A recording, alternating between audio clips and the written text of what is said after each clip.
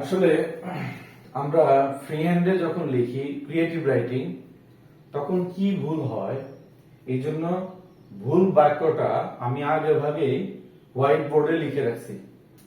আমাদের কি ভুল হয় মানে আমরা ক্রিয়েটিভ রাইটিং বা স্পিকিং এ ইংলিশ স্পিকিং এ যখন যাই তখন আমাদের ভুলটা কোথায় হয় সেই ভুল ইংরেজিটা আগে লিখছি বিষয়টা তুলে ধরার জন্য। কিরকম, যখন আমরা একটা ইংরেজি বাক্য লিখব তখন সেই বাক্যের মধ্যে কোনো কর্তা সম্পর্কে যা বলা হয়, কর্তা সম্পর্কে যদি তার গুণ তুলে ধরা হয় তো সবগুলো গুণ যদি অ্যাডজেক্টিভ হয় তাহলে সবই অ্যাডজেক্টিভ বসাতে হবে।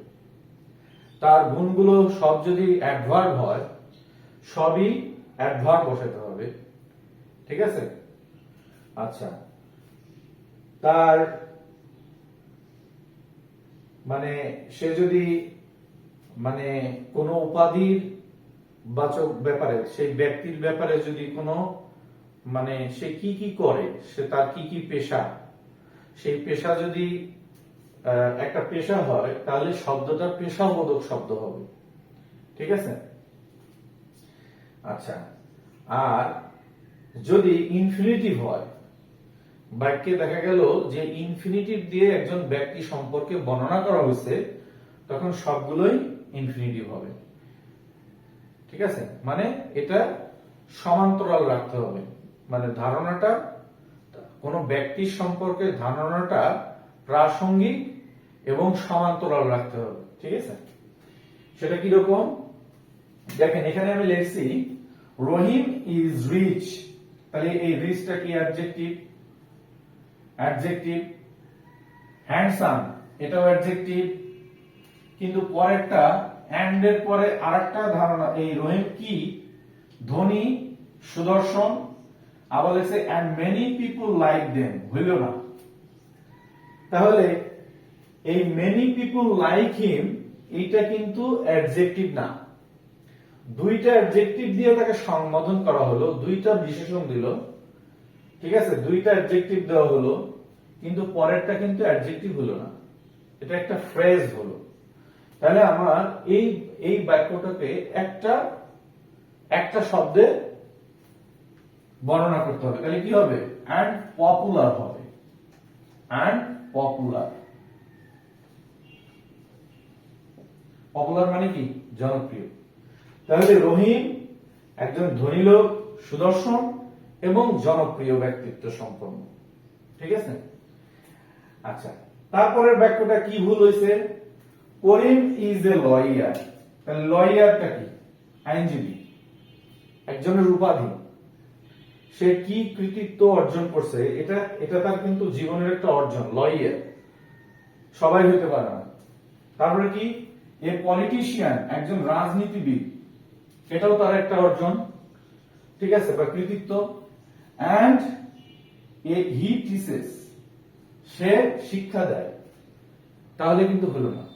তাহলে আপনার প্রত্যেকটা দুইটা জিনিস উপাধি দেওয়া হয়েছে, লাস্টের গুণটাও উপাধিই হবে। তাহলে কি হবে? And a teacher, TEACHER। তাহলে করিম ইজ এ লয়ার, করিম একাধারে একজন আইনজীবী, একজন রাজনীতিবিদ এবং একজন শিক্ষক। ঠিক আছে? তারপরের ভুলটা কি আছে? she লাইকস হবে এখানে। হ্যাঁ, আচ্ছা, she লাইকস টু ফিশ, এটা কিন্তু ইনফিনিটিভ। সে মাছ ধরতে পছন্দ করে। সুইম, সাঁতার কাটতে পছন্দ করে। এন্ড সার্ফিং, তাহলে কি হবে? সার্ফিং মানে সার্ফ করা। আচ্ছা, যাই হোক, এখন এইটা যেহেতু ইনফিনিটিভ দিয়ে শুরু হয়েছে প্রত্যেকটাই ইনফিনিটিভ হবে। তাহলে সে হবে she likes to fish, to swim, সাঁতার কাটাও পছন্দ করে। and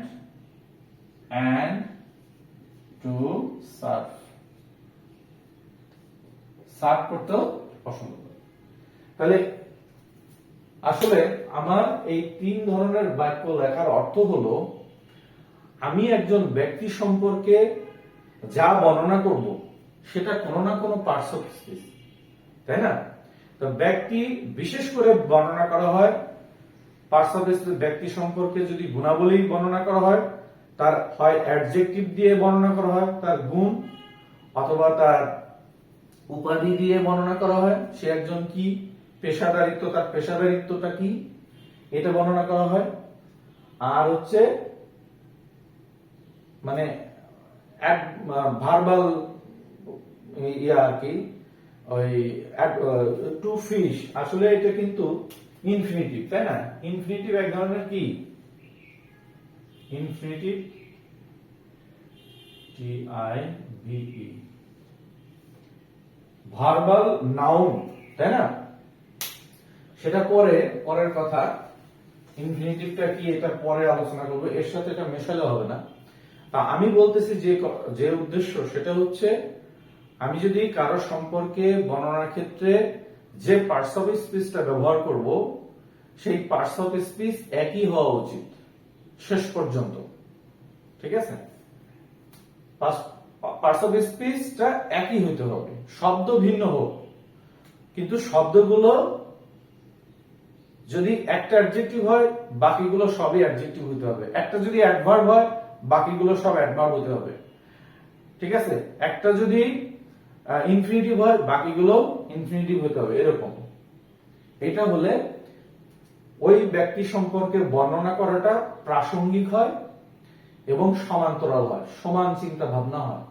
তাহলে আপনার ক্রিয়েটিভ রাইটিংটা অ্যাকুরেট হবে এবং স্পিকিংটাও অ্যাকুরেট হবে। এই পর্যন্তই, থ্যাংক ইউ।